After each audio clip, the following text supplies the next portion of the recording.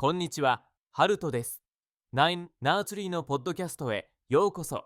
今日は本の要約とレビューをします。善悪という怪物、それは脳で繁殖し、人を支配し、世界を破壊する。は、動向順による人間の倫理観や善悪の判断が、個人や社会、ひいては世界そのものにどのような影響を及ぼしているのかを検証する一冊です。長年にわたる心理学、脳科学、社会学の研究に基づき、人が邪惡と悪にこだわる理由や、その信念がもたらす破壊的な手合について、つびろい視点で描かれています。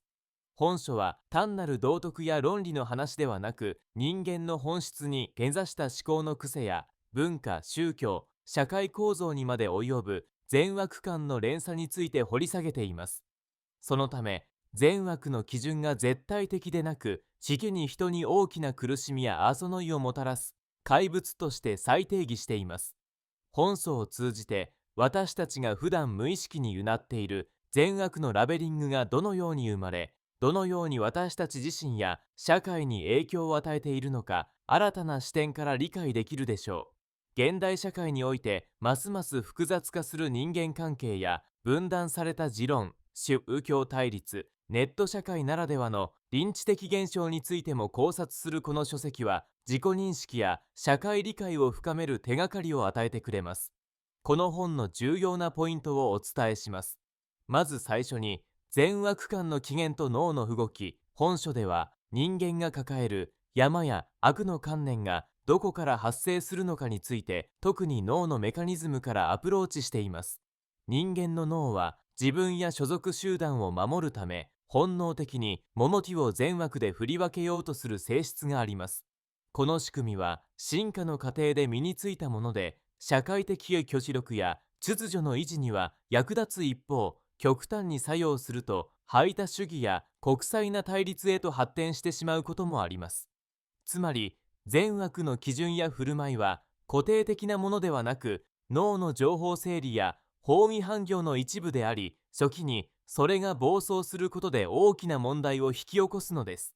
著者は、この善悪感がいかにして脳内に繁殖して社会や世界に広がるのか、その仕組みを具体力を教えて論じています。次に、善悪のラベリングが生む社会的影響。個人の善悪感が社会全体に波及したとき、どのような影響が生まれるかについて詳しく分析しています。善悪のラベリングは自他を瞬時に区別し、集団に結束や秩序をもたらしますが、逆に異的な存在を排除したり、極端な正義感から集団権の対立や増額を生む原因にもなります。例えば、宗教やイデオロギーの違いを理由にした争いや、ネット社会での誹謗中傷、正義感に基づいた社会的リンチなどがその具体例です。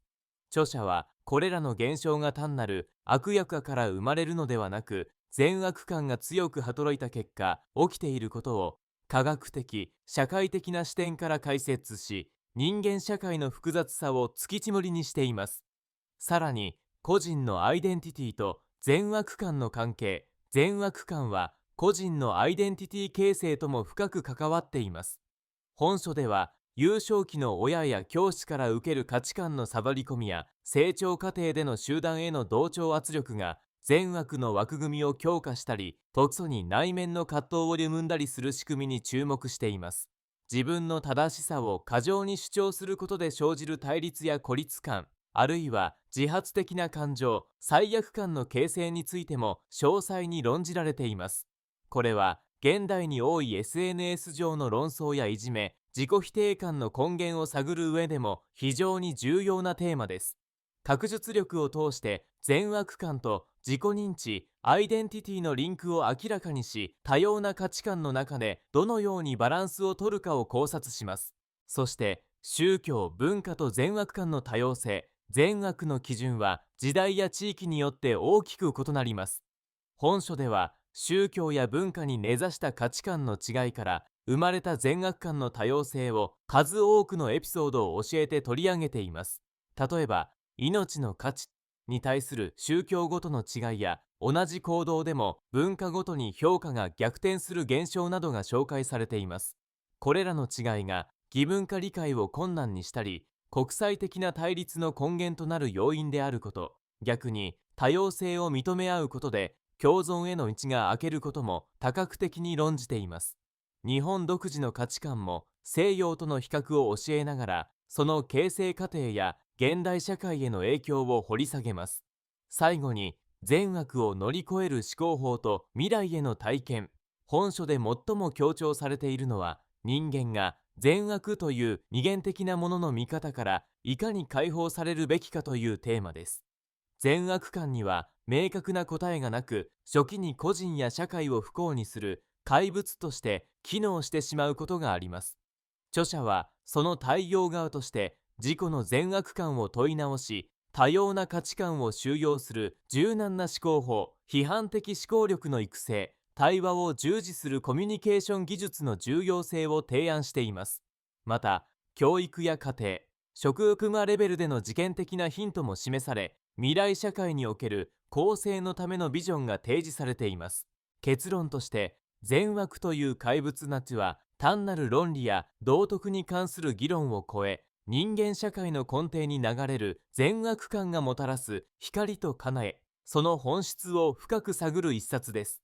この本を読むべきなのは、現代社会の中で何が正しいのか、何が間違っているのか悩んだ経験がある人、異なる価値観を持つ他者との関係に葛藤を感じている人、そして社会現象や国際問題に疑問を持つ人です。また、経営者や教育者、子育て中の親、そして学生にも強く推奨できます。なぜなら、本書は善悪感がいかにして形成され、拡大再生産されるのかを科学的かつ模索的に解き明かし、私たちの人生観や人間関係、社会の見方を刷新してくれるからです。狭い善悪感に喰われることの危険性、他者への共感や寛容の大切さ、そして柔軟な思考を手に入れるヒントが随所に詰まっています。こうした学びは自分自身の事業を広げ、対立や思い込みにとらわれない生き方へと導いてくれます。多くの自己啓発書や道徳解説書がある中で、善悪という怪物マンは最新の心理学や脳科学、社会学研究を横断し、今この時代に本当に必要な問いかけをしていることが最大の魅力です。この一冊を手に取れば、善悪とは一体何か、そして公正する社会をどう築くべきかについて、より深い洞察と自信を得ることができるでしょう。ご支援いただける場合は、同行順、ポッドキャストの説明に記載した Amazon リンクから本を購入できます。どごの感想をぜひお聞かせください。それではまた。